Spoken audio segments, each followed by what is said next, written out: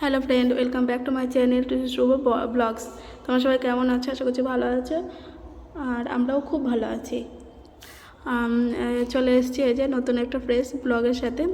তো সবাইকে জানাই অসংখ্য অসংখ্য ধন্যবাদ আমাদের এই ব্লগটা দেখার জন্যে। তো চলো ব্লগটা আজকে সকাল থেকে স্টার্ট করছি। এই যে দেখো তোমার দাদাভাই আমাদের যে গাছ, এই দুটো গাছ আমরাই লাগিয়েছি এখানে আসার পর থেকে। দেখো এই প্রতি বছরে কত মানে সজনে ডাঁটা হয়, সেই সজনে ডাঁটাগুলোই পারছিল। আর এখানে দেখো অন্যের গাছ থেকে আম চুরি করছে।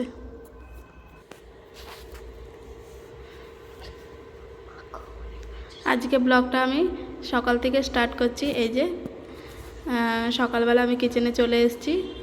আর কালকে গেছে শনিবার, তো যে মেয়েকে রেডি করিয়ে স্কুলে পাঠিয়ে দিয়েছি। কালকে ওর লাস্ট এক্সাম, লাস্ট পেপার। এই যে গৌরীও সকাল সকাল চলে এসছে, যে আমাকে বলছে যে তুমি যে ক্যামেরা চালু সকালবেলা থেকে। বলছে হ্যাঁ, ও আজকে সবজি রান্না করবে, সবজিটা ও রান্না করবে, আর আমি ভাত আর ডালটা রান্না করব।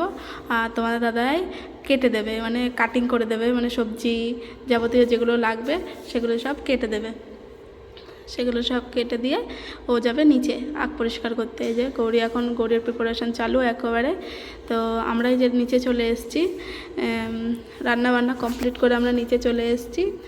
এই যে আমাদের এই যে দুটো যে সজনে ডাঁটা গাছ, এই গাছ দুটো আমরা রত্নাগিরিতে আসার পর আমরাই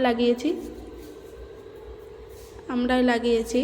তো এই গাছ দুটোতে এত মানে সজনে ডাঁটা হয়, আর আমাদের প্রভুজি তো বেচেও। এই যে আমি কত সজনে ডাঁটাতে দেখো কুড়াচ্ছি, আর এখানেও পেরেই যাচ্ছে। মানে প্রচুর প্রচুর মানে সজনে ডাঁটা হয়, আর খেতেও ভীষণ টেস্ট।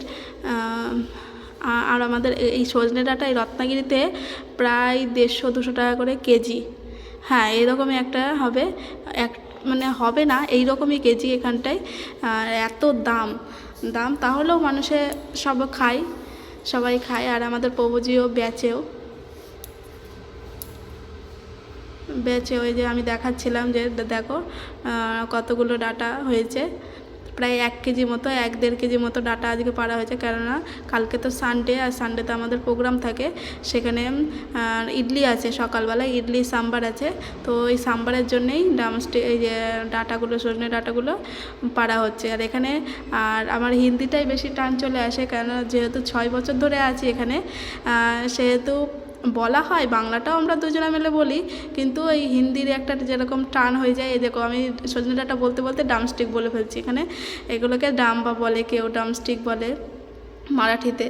তো এগুলো আমি বলে ফেলছিলাম। তো চলো, এই যে আমরা এখন এই যে এগুলো পেরে নিচ্ছে। ওর হাতেরগুলো, তোমাদের দাদাভাইয়ের হাতেরগুলো একজনাকে দেবে। আর এই যে এগুলো আমাদের সাম্বারের জন্য নিয়ে যাওয়া হবে ওপরে। আর একটু পরে দেখবা তোমাদের দাদাভাই একজনের গাছ থেকে আম চুরি করছে। মানে তারা ছিল না, থাকলেও বা অতটা কিছু বলে না। এই যে ডাঁটাগুলো আমাদের পাড়া হয়ে গেছে, এখন বেঁধে নিচ্ছে।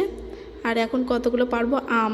আর এই হ্যাঁ, তোমাদের তো একটা কথা বলাই হয়নি, রত্নাগিরিতে মানে সব অল ওয়ার্ল্ডের থেকে এই রত্নাগিরির আম ফেমাস। হাপুস আম যাকে বলে, যে আমটা রাজা আর কি, রত্নাগিরির রাজা যেটা বলা হয়, মানে এই গাছটারই, ওটাকে হাপুস আম বলা হয়। প্রচুর মিষ্টি, আর খেতেও খুব সুন্দর, একটুও ভেতরে আঁশ নেই, কিচ্ছু না। আর দাম এখানে যখন প্রথম ওঠে তো 3000 টাকা ডজন। 12টা আমের দাম 3000 টাকা। এতটাই মানে এর থাকে, কস্টলি থাকে আর কি আমের। আর এখানে রত্নাগিরিতে বেশিরভাগ আমই পাওয়া যায়, আম আর নারকেলটাই বেশি পাওয়া যায়। এই যে দেখছো কতগুলো আম পাড়ছে, আর কীরকম আম এসছে কত। যে এখন সময় না, তবুও দেখো কত আম এসছে। আমি একটু আবার ঢং করে নিলাম একটু। এই যে আর শ্যুটটা করছিল গৌরী করে দিচ্ছিল, বলছে দাও, আমি তোমার যে কদিন আছে আমি তোমার ক্যামেরা ধরে দিই, দিয়ে ও শ্যুট করছিল। আর এই যে ও একজনাকে দেবে, তার জন্যেই এই আমগুলো পাড়া হচ্ছে। ওর বলছে নাও একটা ইয়ে, ওই গৌরী বলছে যে একটা সেলফি তোলো দিয়ে সেলফি তো তুললো না, এরকমভাবে চলে গেল। হিরো একটা, যে যেরকম কোনো মুভিতে যে হিরোরা যেরকম করে না সেই রকমই করে চলে গেল, বাপরে। আর এই যে চলে এসছি আবার ওর মানে সব কিছু গুছিয়ে টুচিয়ে দিতে। এটা আমাদের গাড়ি।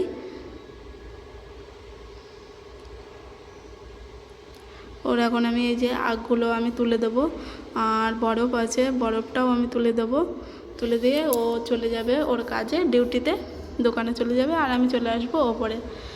যে আমাদের কত গান্না, এখানে গান্না বলা হয়, এই আগকে গান্না বলা হয় মারাঠিতে। এই যে আমি ওটা এই আগগুলো গাড়িতে তুলে দেবো।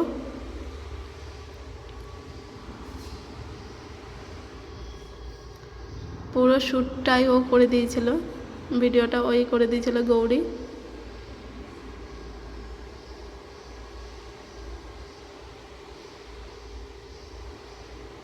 এখন ওই জায়গাটায় আমাদের বরফটা রাখা হয়, আইসটা, কেন যেহেতু মানে সবচেয়ে চারিদিকটা মানে অতটা ফাঁকা না, মানে ফাঁকা কিন্তু অতটা হাওয়া ঢোকে না, ওই যে নিচটা কিন্তু অনেকটা আটকা থাকে, সেই জন্য থার্মোকলে বরফগুলো বেশ থাকে। একদিন বরফ পড়লে ওর 3 দিন বরফ হয়ে যায়, মানে আইসটা হয়ে যায় ওর জুসে। আর এটা জুসের জন্যেই এই বরফটা তৈরি হয়, মানে খাওয়ার বরফ এটা আর কি, যেটা বলে খাওয়ার বরফ। তো এখন ও টাটা করে চলে যাবে দোকানে। আর ও যাওয়ার সময় ও বলছিল যে তাড়াতাড়ি যাও, এগুলো ছাড়ো, ভিডিও ছাড়ো, দিয়ে কিচেনে গিয়ে যে সমস্ত কাজগুলো আছে সব করে নাও।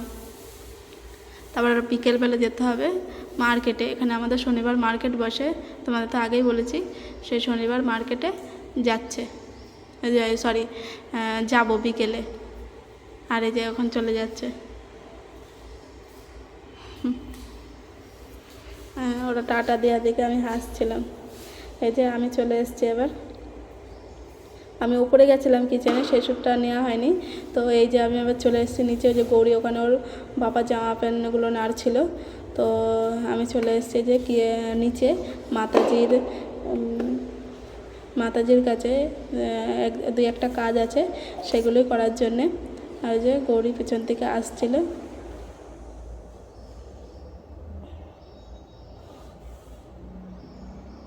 ও আর আমি সেমই বয়সী, এর জন্য ও আমাকে মানে তুমি করে বলে, আমিও ওকে তুমি বলি, হয়তো তুই বলি, এইরকমই। সে মানে দুজনেই একই বয়স। ওই যে মাতাজি প্রভুজির মা। আর এই যে টুকিটাকি যেগুলো কাজ ছিল আমার করা হয়ে গেছে। আর এদিকে বিড়াল দুটো কীরকম করছে, বিড়াল দুটো। এই যে আমি যেই সজনে ডাঁটাগুলো তোমার দাদাভাই পেরে দিয়ে গেছিলো, সেগুলোই আমি নিয়ে ওপরে চলে আসছি। আর এই যে ওপরে একটা প্রভুজি এসেছিলো, তাকেও আমাকে খাবার দিতে হবে। তো তার জন্য আর ভিডিও আমি অতটা আর করতে পারিনি, যেটুকুই করেছি তোমাদের সাথে শেয়ার করার চেষ্টা করেছি। ভালো লাগলে একটা লাইক করে দিও, আর চ্যানেলটাকে সাবস্ক্রাইব করে দিও। সাবস্ক্রাইব করে আমার পাশে থেকো প্লিজ। তোমাদের মানে পাশে থাকাটাই খুব জরুরি, আমার পাশে থাকাটা খুবই জরুরি। এরকম তুতলে যাচ্ছি, কথা বলতে বলতে তুতলে যাচ্ছি। আমি পরে যেহেতু ভয়েস ওভারটা দিচ্ছি। আর এই যে বিকেলবেলা হয়ে গেছিলো, আমি একটু ঘুমিয়েছিলাম। আর ওই যে মেয়ে ঘুমোচ্ছে এখনও, আমি একটু ঘুমিয়েছিলাম আধা পৌনে 1 ঘন্টা মতো। তো এখন উঠে আমি চলে যাচ্ছি কিচেনে বিকেলের জন্য রান্না আছে ডালিয়া। আজকে ডালিয়া বানাবো। আর তোমরা যদি ডালিয়ার রেসিপি যে মানে দেখতে চাও, তাহলে আমাকে কমেন্টে জানিও, আমি ডালিয়ার রেসিপি তোমাদের সাথে আমি শেয়ার করব। তো এই ব্লগের মধ্যে সবটা তো শেয়ার করা সম্ভব হয় না। তা তোমরা যদি মানে দেখতে চাও রেসিপি, তাহলে আমি অবশ্যই শেয়ার করব, আর আমাকে কমেন্টে জানিও। তো এই যে কিচেনে চলে এসেছি আমি বিকেলবেলা রান্না করার জন্য। বিকেলবেলা তো বললামই ডালিয়া হবে। আর এখন বাজে বিকেল 5:15 মতো। এই যে 5:15 মতো বাজে, দেখাচ্ছিলাম। আমি এখানে সব কিছু এই কিচেনটা গুছিয়ে রেখে গেছিলাম, বাসন টাসন যে যাবতীয় মানে ছিল সমস্তটাই আমি গুছিয়ে রেখে গেছিলাম ঘরে। কারণ কি, ঘুম থেকে উঠে এসেই যদি কিচেনে দেখি এত বাসন বা কিছু, মাথা পুরো নষ্ট হয়ে যায়। কাজে সেরকম একটা মনই লাগে না, মানে কী থেকে কী করব এরকম ভেবে পাই না। আর বকা শুনতে তো আমি তো যাবই, কাজগুলো যদি না করে রাখি। তো আমি এবার ডালিয়ার জন্য যে সমস্ত সবজি, তারপরে মুগ ডাল, আমি ওইগুলো সব কিছু করে নিয়ে এই যে ডালিয়া আমার পুরো রেডি। আমি উপর দিয়ে ধনেপাতা কুচি আর গুড় আর এখানে ঘি দিয়ে দিয়েছি। তো তোমাদের যদি ভিডিওটা ভালো লেগে থাকে প্লিজ আমার পাশে থেকো, তোমাদের পাশে থাকাটা অত্যন্ত জরুরি, আমি প্রথমেই বলেছি। আর যদি ভিডিওটা ভালো লেগে থাকে একটা লাইক করে দিও, আমার পাশে থেকো। আর এইরকমভাবেই আমি যে তোমাদের সাথে নতুন নতুন ব্লগ নিয়ে আসবো। তোমরা যদি একটা লাইক একটা কমেন্ট করো তাহলে ভিডিও করার জন্য আরও মোটিভেট হয়, কারণ কি যে ভালো লাগে আর কি। তোমরা যদি এরকম দেখি যে এরকম আমাকেও কেউ একটা দেখছে বা কমেন্ট করছে, একটা লাইক করেছে, তাহলে ভালো লাগে, ভিডিও করতে আরও ভালো লাগে। এই যে রেডি পুরো আমার ডালিয়া খিচুড়ি। এখানে মহারাষ্ট্রেতে এখানে খুব চলে, মহারাষ্ট্রে বলে কি আমাদের মন্দিরে এগুলো সিম্পল খাবারই হয়, মন্দিরে তো সিম্পল খাবারই হয়, সেরকম হাবিজাবি খাবার সেরকম হয়ই না। এই যে আমি এবার ঢেকে রেখে চলে যাব। আর রেডি হয়ে বেরিয়ে গেছিলাম আমি যে মার্কেটে, সেই ক্লিপগুলো আর নেওয়া হয়নি, তাড়াতাড়ি করে লেট হয়ে গেছিলো, কি পাবো কি পাবো না। চলো আজকে